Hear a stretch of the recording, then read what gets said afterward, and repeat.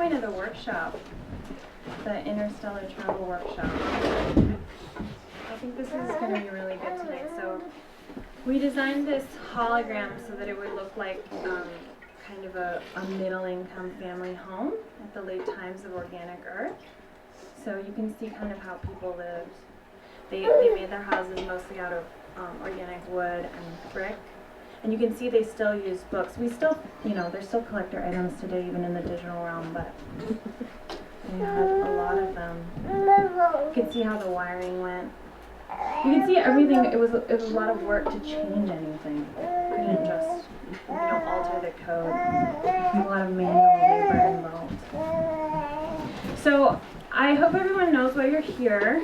So I'm a professor from the local university, and mostly the reason why I do interstellar travel is because I like to examine how we existed in our earliest forms, and so I turn myself into kind of like a simple digital numerical code and travel to other planets that are in a similar state as ours was before we all became digital codes.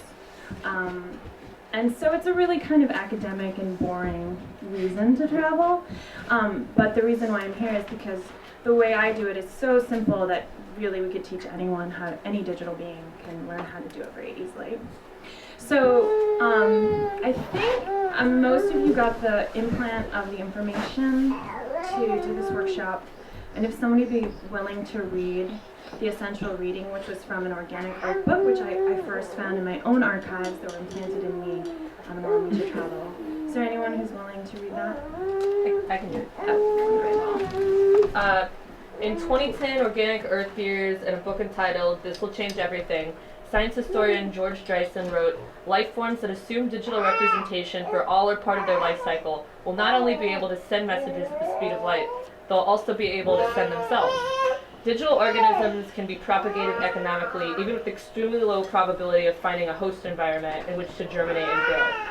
If the kernel is intercepted by a host that has discovered digital computing, whose ability to translate between sequence and structure, as Alan Turing and John van Neumann demonstrated, is as close to a universal common denominator as life and intelligence running on different platforms may be able to get, it has a chance. The read-write privileges granted to digital organisms already include material technology, human minds, and increasing biology itself. What exactly are the screensavers doing at Miss Dr. Venter's laboratory today?" Great. So everybody here knows who Dr. Venter is. Dr. Craig Venter, we have halls for him, we have statues for him. He was the first person to make a synthetic gene, so he's kind of the reason that we're all here. So when I found that, through meditating, when I found that kind of digital implant inside myself, it was imagine it was like having God talk to me himself, and I just thought so now all I have to do, to learn how to interstellar travel is figure out how to become a screensaver. So I'm willing to take any questions you guys have, and we'll just start off from there.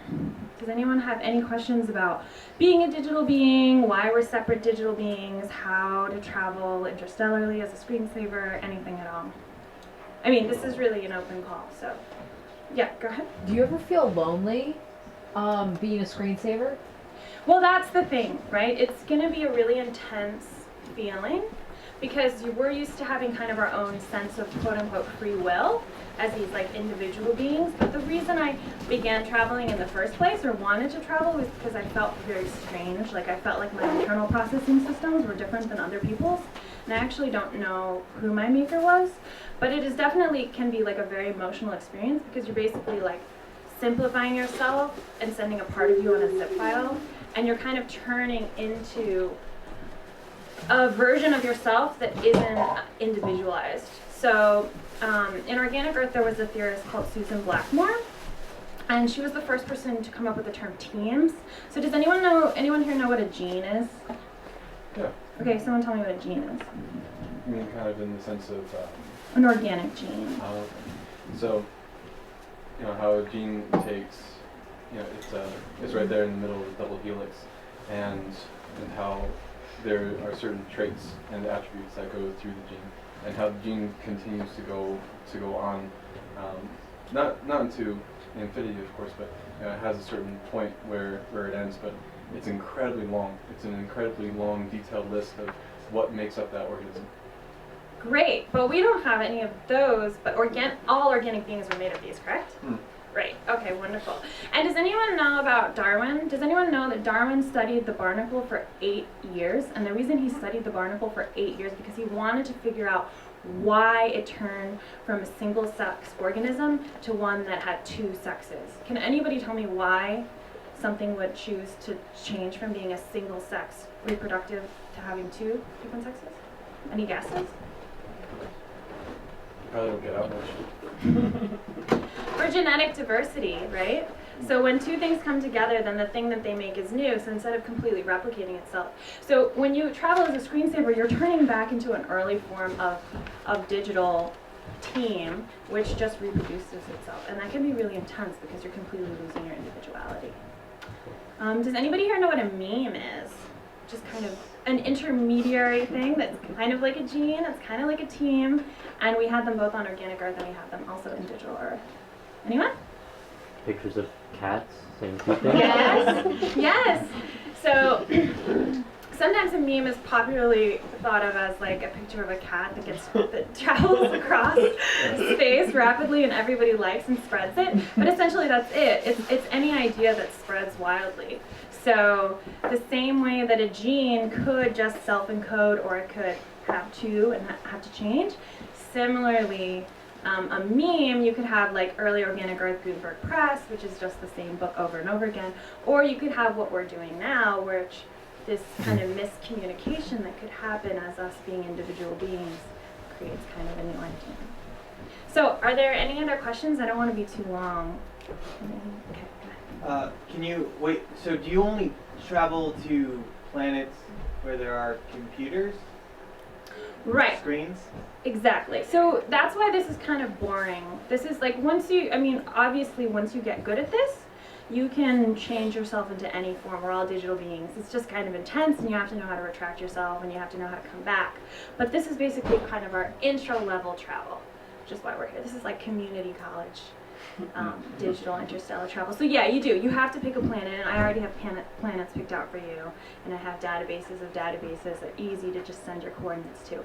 Basically, the way it works is you, while their computers aren't doing anything, then you as a screensaver can investigate all of their files and kind of learn whatever you want to learn. But you can't harm them too much. It's not too dangerous, and it's really easy to retract yourself. Are there any final questions? Go ahead. What would be our ultimate purpose? I think for me, I like to do it for 2 reasons. I like to learn kind of how our early digital beings existed, which they existed in these kind of similar forms as alien forms. So for me, it's kind of the same way organic neuroscientists used early artificial intelligence to kind of learn how use their inner makings of their mind to learn how to make artificial intelligence. I think for me, it's just kind of a curiosity on how the building blocks of how we're made. I think for you guys, probably it's just kind of a baby step, lesson 1, so that you kind of can progress to other levels in which you can go to other planets and kind of discover and become wealthy or famous and make a name for yourselves. I'm kind of a boring scholar in that sense. Anyone else? Any other questions? Okay, great. Thanks so much, guys.